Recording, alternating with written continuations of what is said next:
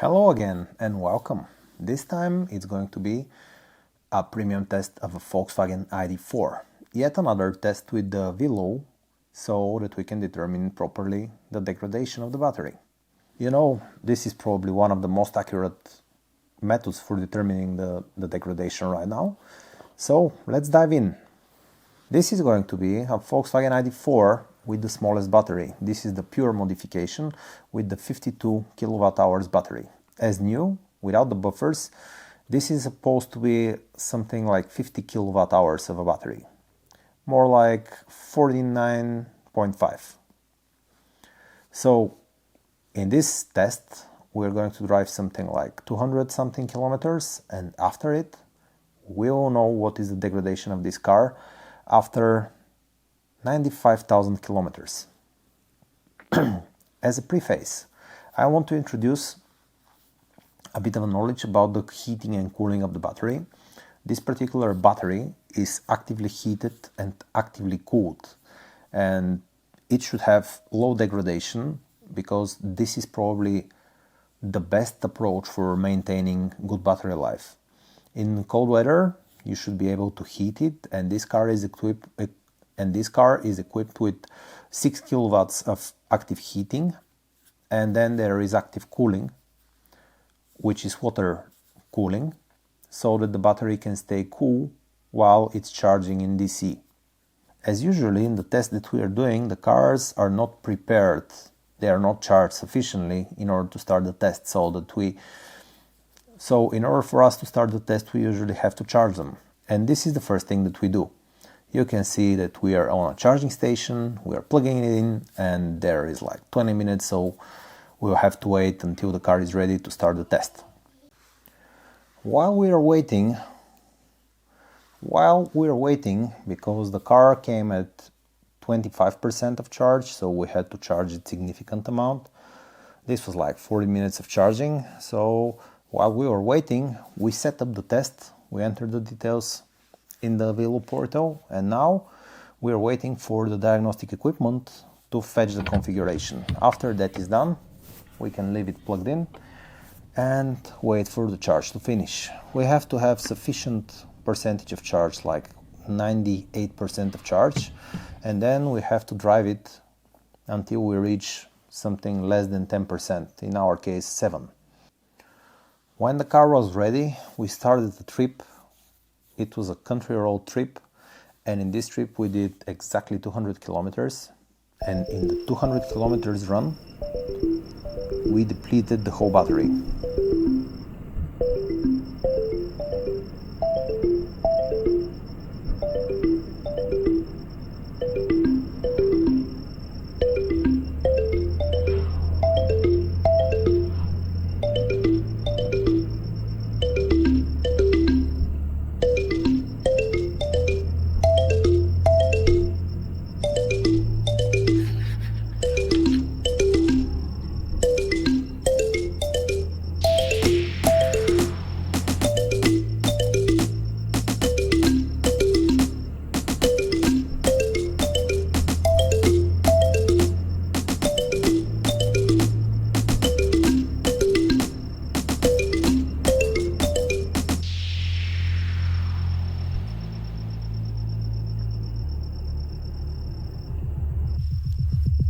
Kilometers later, the test was done and we received the SMS, so we could unplug the AVILOO, and in probably 2 days the results would appear. And now, because I'm filming this quite a while later, I can already tell you the results of the test. In the certificate, I can tell that currently the car supposedly will do 308 kilometers by the WLTP, which is like 89% state of health. This is less than I expected, having in mind that this is a brand new car, which is 1 year old, in fact at 95,000 kilometers, but that is not a significant amount. The degradation is 11%. I would say that with such thermal management, I would expect it to be less. But this is a 50 kilowatt hours battery, so for those kilometers, almost like 100,000 kilometers, it is charged significantly more times than the bigger battery. Probably that is the reason for the degradation. Currently, the battery holds 44.2 kilowatt hours, and it has plenty more life left in it.